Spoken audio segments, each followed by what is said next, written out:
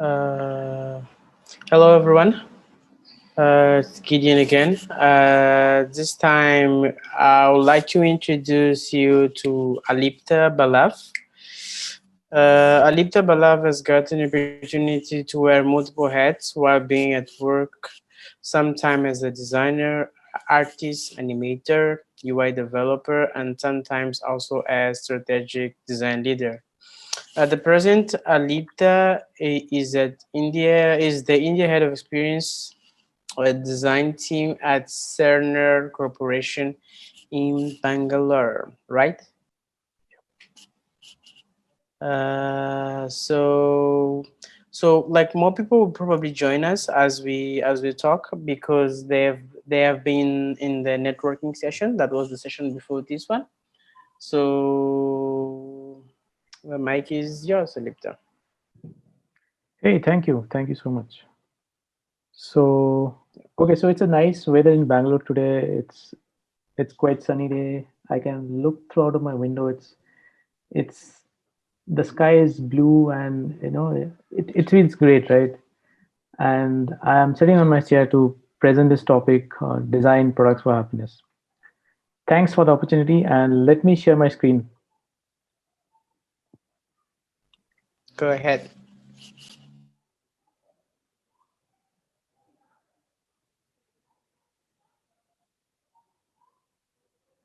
Okay, is my screen visible? Yes. Great. Okay, so let's dive on to the topic. Some 2,300 years ago, Aristotle claimed that above all, we all seek happiness. So we all seek happiness from different activities we're engaged with. We all seek happiness from the life we lead. We all seek happiness from our social interactions with people around us, our relatives, friends. And when it comes to product design, we are slowly moving away from the task oriented approach to look for emotions and affect as a core quality of our products, right? So, can products make you happy, or does that happiness fit into the experience pyramid? What you have in product design? Is there any framework around positive design? So, this talk is about all of that, and let me unfold some of these concepts. So, with that, I say hello, everyone. Good morning, good evening, good afternoon to all of you. I just want to start with a question. I guess, how is life during COVID 19? I know it has been disruptive for all of us. Our lifestyle changed. Many things actually got changed for a lot of us, right? But also on the positive side, I would say a lot of positive things also happened, right? I mean, I personally was able to complete a lot of unfinished projects.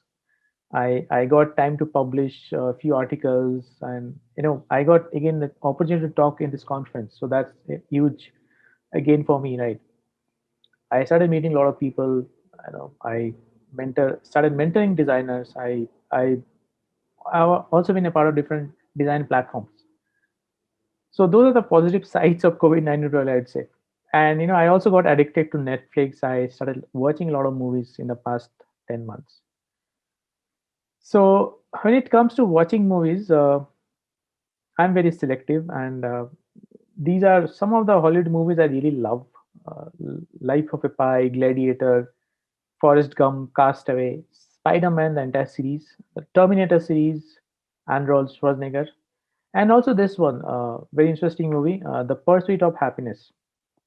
So here, Will Smith played the character of Chris Gardner, a homeless salesman. So he basically applied for a job in a stock brokerage company, which you call Dean Witter. He struggled. His wife left. He had no money to survive with, and he was struggling with his kid. But then he finally got the job. So in the last part of the movie, this is the last part of the movie where it says, "This part of my life, this little part, is called happiness." Right. So after all, we all wish to live a very happy life, right? Though the definition of happy might vary from person to person, but I think being happy is a very necessary condition for us, right? With that, I jump over to my presentation. Okay, so this is me. and my brother at Candlelit Suits in Denver back in 2008. I guess you guys are surprised. Why am I showing my brother in this pic? So the thing is, I don't have a brother, so this is photoshopped. So you know, I was keeping the camera at the same angle, and I clicked my picture twice, and later on I superimposed in Photoshop. So those days, while I was in US, sometimes the weekends used to be very boring, right? And then I used to do all this by using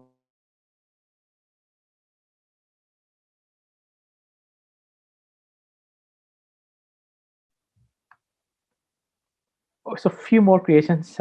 So that's me. My name is Olipta Ballab. I head the experience design team at Sonar India, and before that, I actually got an opportunity to work with Harman Connected Service, and the major part of my career I spent in Wipro for 8 long years.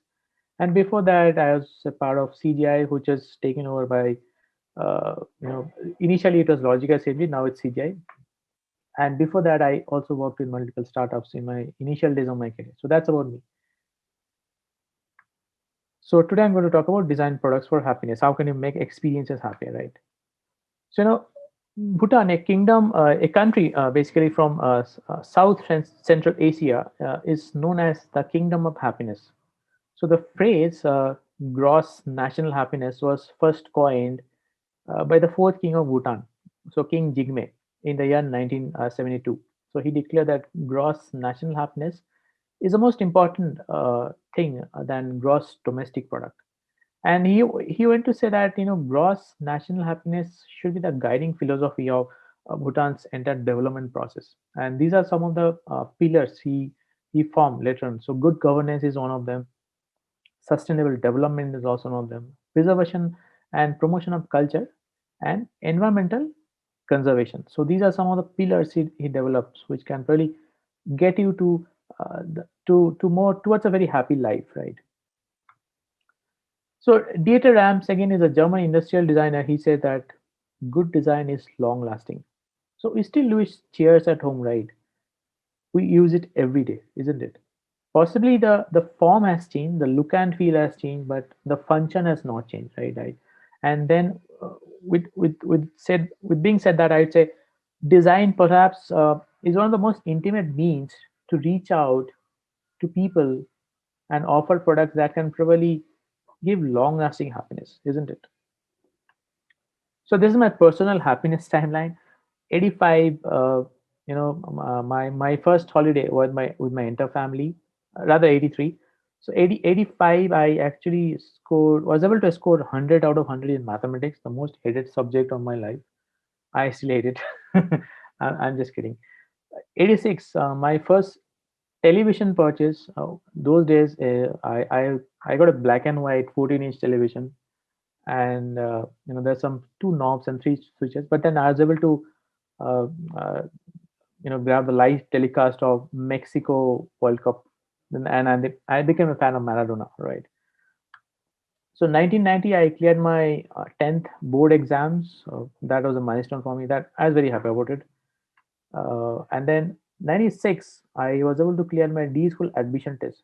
By D school, I mean the design school, which I started after in 96. I joined the design school in India. In 2000, I was into sports, and I was awarded black belt in karate. 2007, the most happening year for me. Job offer from a global IT company. I had to relocate myself to a different city. My first US travel also was in that year.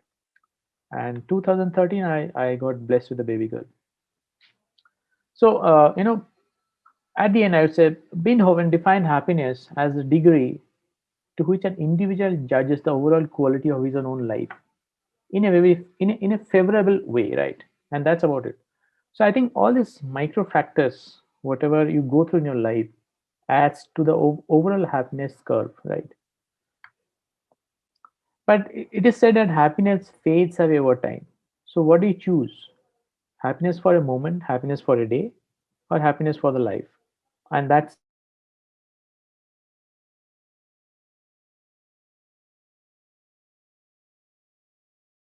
So happiness can be momentary pleasure, or it can be something that gives us life satisfaction, right?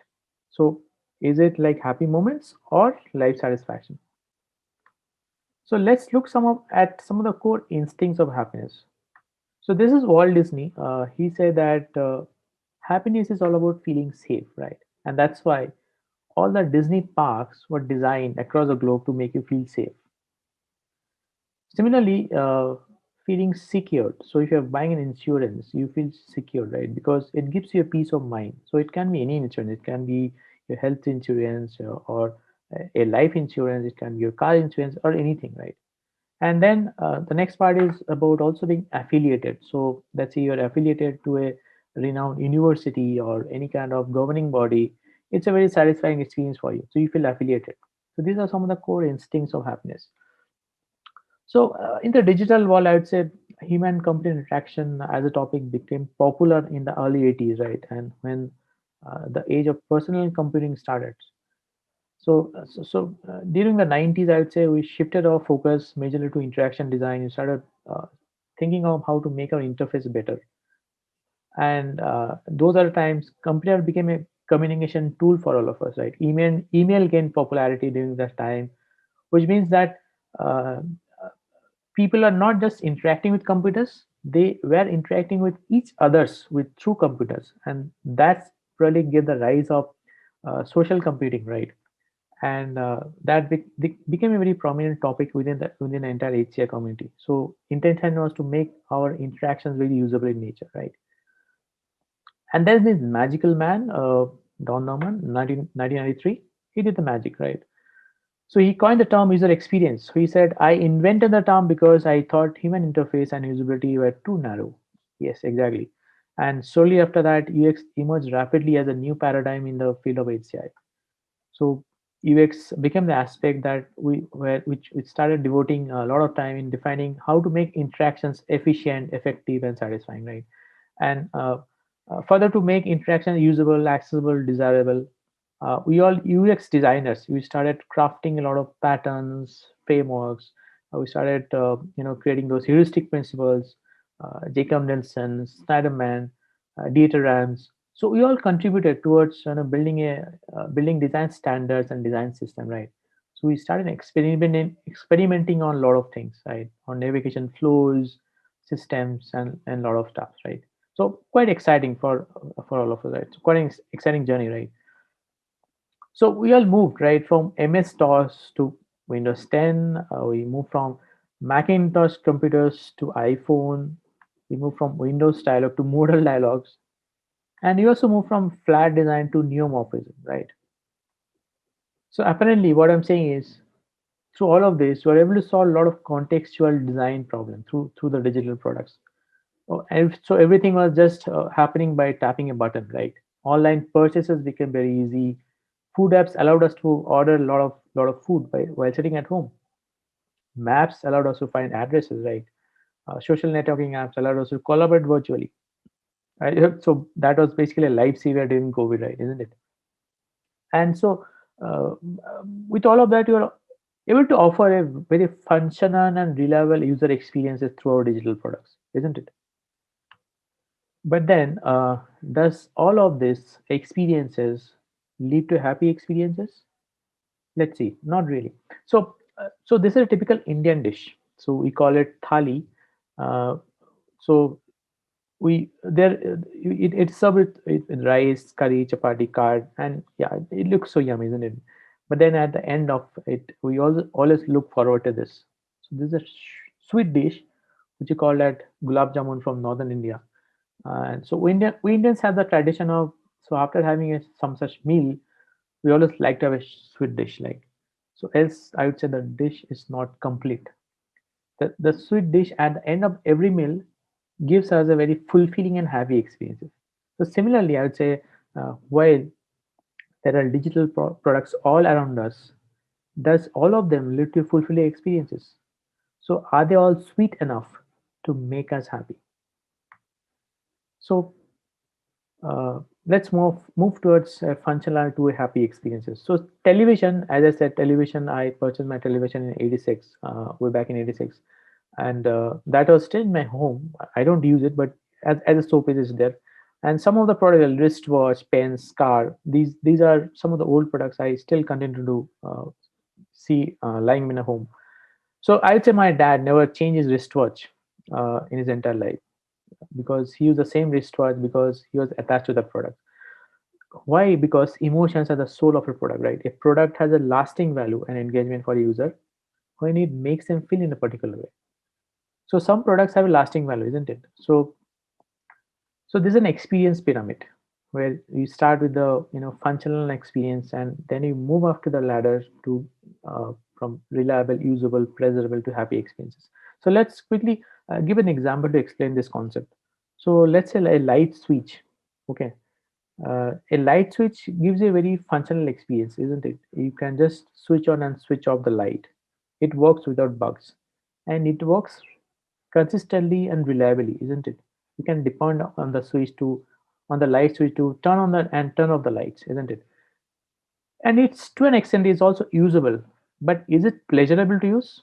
Not really, isn't it? So what I'm saying is, over the time, as a design community, we have probably have offered a very functional, reliable, and usable experiences to our users. But I guess from now on, it's time to move up to the ladder and offer them a happy experiences, isn't it? But can all products make happy? Not really. As I said, only few products can sit on the top of that pyramid. So let's look at some of the key product attributes which could help us decide what products can reach to the peak of the pyramid and what cannot. So let's look at some of the pragmatic attributes of these products. This is a scissor, right? A scissor, through you can basically cut a paper, you can cut cardboard, cloth, rope, and my sometimes I use Caesar to cut chilies while I cook. But Caesar basically an object that fulfills a tangible goal, right? But does it elicit a high emotional experience? It doesn't, because it's not a very engaging experience, right?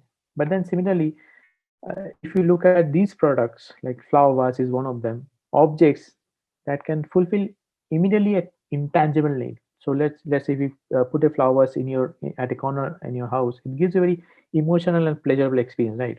Similarly, eudaimonic attributes. So an object that contributes to a meaningful goal.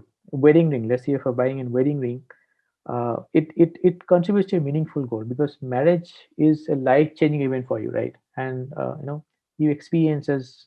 So it's a very happy experience for you, right? So some of the product attributes: pragmatic, hedonic, and eudaimonic, right? And so you probably have to find that sweet spot. So which product has all got all of these attributes, right? So I'd say, starting in 2020, uh, I'd say digital camera or a phone has probably all of these three attributes together. So pragmatic attributes, if I say a phone can take digital, a phone can take photos, it can suit your identity by so if you're a sophisticated person, or if you're minimalistic in nature, it can really suit your identity, right? Eudaimonic attributes can really document an important social event in your in so that it gives you a meaningful memory, right? So all of these things, pragmatic, hedonic, and eudaimonic attributes has to be there in your product. So these attributes are required to make products experience more happier in nature, right? So it's not about product attributes, but human psychology can also decide how can interact with the products. So we kind of tweak them to add various attributes to our products, right? So with that, I'm going to discuss about PERMA model. So Martin Seligman, one of the founders of positive psychology, developed a five core element of psychological well-being and happiness. So this can be an approach towards positive design. So here I talk about positive emotions, feeling good, engagement, by being completely absorbed in activities, relationships, by being authentically connected to others, meaning a purposeful experience and achievement, a sense of accomplishment and success. So let's look at positive emotions. So when I talk about positive emotion, it's not about it's not just about smiling. It's also about remaining optimistic in your life. So let's say, if you look at this weighing machine, you're probably working out to reduce your body fat, right? So every time you see that your weight is getting reduced, you feel great. It makes you feel happy, isn't it? On the other hand, if you see every time a baby grow up,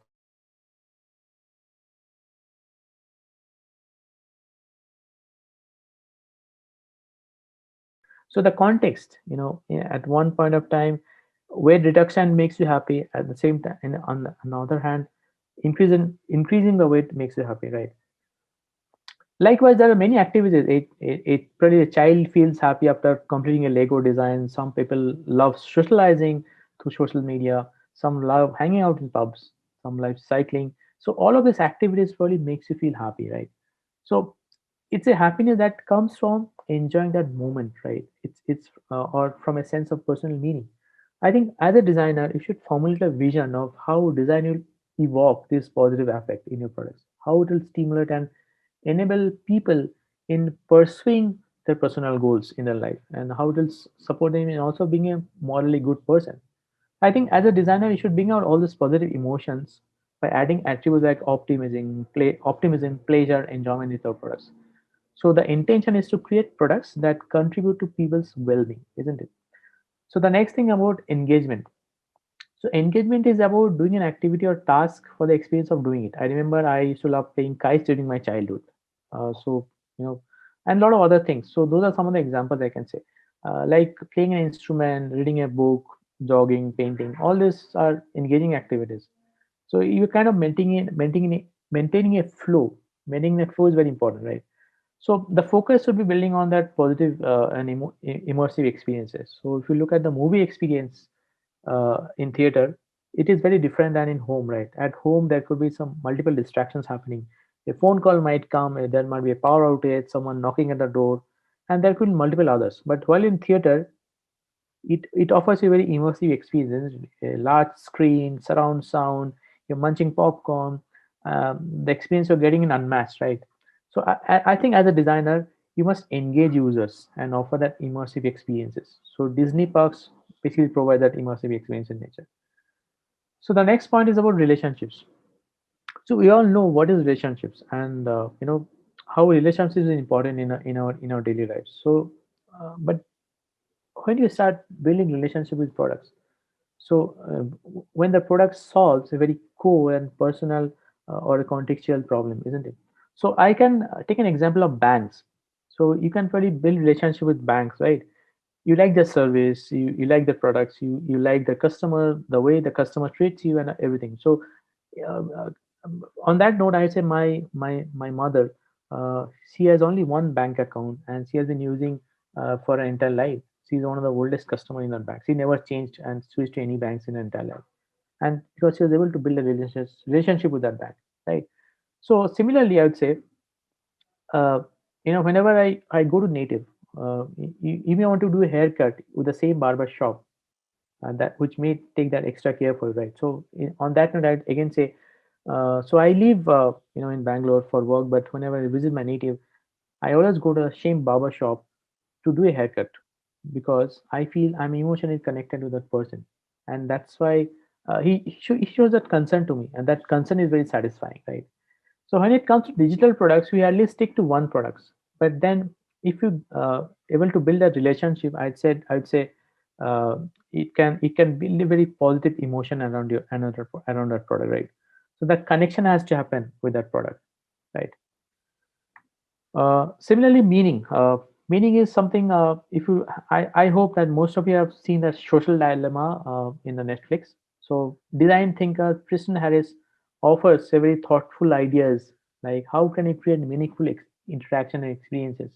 So, on that note, he started a movement called Time Well Spent, very stressed upon what does the future of technology looks like when you're designing for the deepest human values. So how can technology create positive contributions towards your life? So can a phone help you build do activities that has a purpose? So let me give a quick example. Let's say you want to go from point A to point B, and you can choose to take bus, car, and also you can walk. But while you choose to walk, you can also listen to some YouTube videos or some webinar, or so that you can pick up some new skills, or maybe you can listen to a song that can really mend your mood, isn't it? Uh, The last thing I'm talking about is accomplishment. As per the PERMA model, accomplishment is about getting a degree, receiving an honor, an award, or even cracking an interview and an exam. So the sense of accomplishment vary from person to person. But and sometimes it's not just about having a lot of money or success or fame. Sometimes it's also about gaining knowledge and learning new things, helping someone. So when you do all of this, you feel great, you feel accomplished. So I would say, from my career or from my journey, I would say I felt really accomplished when I got graduated from a design school. It was very satisfying and accomplished experience for me. I and Probably, if you talk about digital products, when do you feel accomplished? So definitely after making a transaction, isn't it? But then, uh, possibly these days, digital collaboration softwares are allowing kids to attend virtual classes, right? Which are making them feel accomplished every day. So I think adding these kind of attributes to our products, I'd say, require an amount of understanding, and you can really reach out to the end users to understand what kind of accomplishment they would need through their products, right? Okay, so I think we are kind of nearing to the end of the presentation. I talked about the PERMA model, which direct us towards a positive design approach. What kind of happiness people seek to have? Is it happiness experienced moment to moment, or is it about being happy about the entire life? So probably you can say being happy in your life versus being happy about our life. So Nobel Prize winner Daniel Kahneman described this distinction, right? Being happy in your life versus being happy about your life. So I would say take a moment to ask your users which kind of happiness or what kind of happiness they are seeking from your products. I think this PERMA model can possibly give a direction to that journey.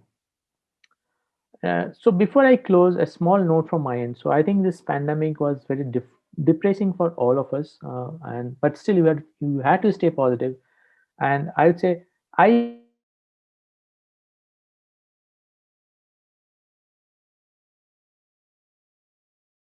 had to step up in their shoes to understand their mental model.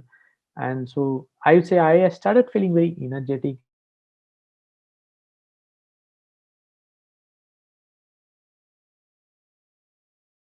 and activities with them. So and I have learned how to enjoy my life. And I would say I'd say I'm also doing a very meaningful work during this lockdown period. I made an effort to give back to the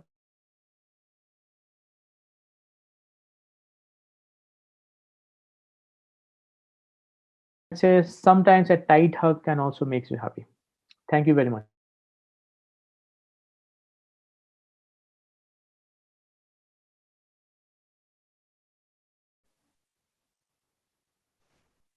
Oh, okay. Oh, thanks, Alipta, for such amazing presentation in a very unique topic about happiness. Like mostly in times like this, it's a very important topic. We do have questions from the audience here. Like the first one is Gina. Uh, Gina asks, "What metrics might you recommend for measuring happiness?" Yeah. So this is from Gina Morehouse. okay. So Gina, I would say I don't. okay. Okay. Yes. So Gina, No, I was saying like those questions are coming from Hova, the platform that we are okay. using. Okay.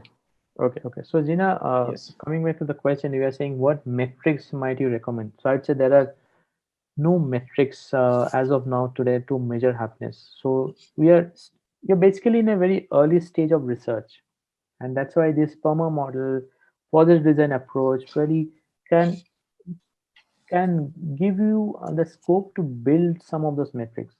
So if you look at Google's heart framework also measures happiness, right? But then happiness is a very subjective thing, right? It depends. It varies from person to person. It's really we're still not in that stage where you still have will be able to apply any metrics. But yes, there are satisfaction surveys we normally conduct when you launch a product. maybe a satisfaction score you normally pick up when you decide whether people are actually happy with the product experience or not. So yes, we still have a long way to go. Okay. Next up, Rosalie asks, is satisfying your client? Is asking, is it satisfying your client wants? Is it satisfying your client wants can consider as happiness? I'm not sure if you understood this question. Okay, is satisfying your client's wants? Okay. Can they be considered as happiness? I mean, yeah, these are basically project goals. I mean, when you're satisfying your client, you're probably building a product, right? But so ultimately, we are not here to satisfy the clients which you work for. Ultimately, our goal is to satisfy the end users who are using this product, right? So we probably have to reach out to them to understand whether this product can actually bring happiness, right? So definitely, satisfying definitely is a part of it, but ultimately you have to reach out to your end users to understand whether they are happy about your product, right? I hope I was able to answer. Okay. Okay. Needy Mhm. ask, what do you suggest we do to incorporate happiness rating while designing policies? That's a very interesting question. Okay. So I think, Nidhi, this is really great question. I've never seen such a question coming up. I never expected that this question would come up. But yes, definitely when we talk about policies, we normally we all work in offices and corporates, right? So I understand this question because whenever a new policy might come up, let's say your HR policy or your leave policy or your, any kind of policy which might get changed, we started feeling okay. We started putting a lot of restrictions. Okay, we started saying that okay, this policy may not work well. But as and when we start getting adopted to whatever is thrown to us, we kind of adopt ourselves to that, right? So I think one of them would be to constantly check. So it's not just about building a policy. I would say constantly taking feedback might help you always to decide whether there's a need to implement this policy or whether there's a need to change this policy or can you do some tweak to make people happy about this policy. So these kind of, I would say, so to cut short, I would say the answer will be you have to take constant feedback from the end users or the people whom you are working with, right? And that would probably help you build a better policies, right? Okay. Like I have a personal question here. Mhm. Will boredom be considered like the opposite of happiness? Yes, absolutely. I would say yes. Okay, so like if we design like if you're suggesting like designing for happy moments and assuming Mhm. that we like in a measure or we only spend like 10% of our life happy, Mhm. don't you think we're trying to achieve a possible target, like, and we should like instead of trying to design for happiness, trying to adapt for boredom because is where we spend most of the our time. Yeah, so I'm good. I'd say again, happiness is very subjective. I mean, it varies from person to person, right? So that is one of the Okay. challenge you normally face when you design product. Probably one product might make me happy, and the same product might not make the other person happy, right? So it's a very Okay. subjective thing. I mean, keeping all this subjectivity in mind. So when you design products, so you have to look for objectivity, right? So you cannot look at subjective measures. So you have to look at objectivity. So, and that's why these satisfaction surveys and CSAT scores, customer satisfaction ratings, a lot of things come in place. But then that's why I said so in that pyramid. If you look at not every products can give you happiness, right? So there are products which will still give functional experiences. Let's say a watch helps to give look at the time, right? But then if that watch is embedded into a mobile phone, or so, as I said, as an example, I said mobile phone is probably one product which has a lot of features in it, right? You can take photos, you can call up people, you can chat, you can do a hell lot of things in mobile. And then these attributes are present, right? Hedonic, eudaimonic, and those pragmatic attributes. So we have to find, so probably mobile is one product we can probably fit in that top of that pyramid at the moment. But then you have to also look for other products, Okay. other digital products. We can probably go up to that level, right? So again, to answer your question, I would say we are not completely equipped to design products which can offer a long lasting happiness. There's a lot of research happening in this area, right? And probably someday we might end up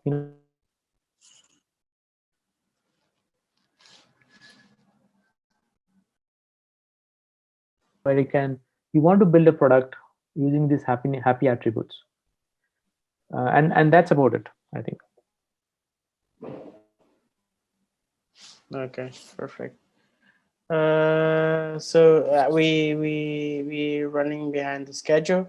Yep. So thank you for your presentation. This is a very interesting topic. If people have more questions, I think just a question: will they be able to address directly on the chat Yes, on absolutely, the app? absolutely. Yep, absolutely. I'll be available. Okay, perfect. Okay, people, if you have more questions, you can ask directly to our speaker. And we're going to jump now to the next session. Once again, thank you for your time. Yeah, okay, thank you.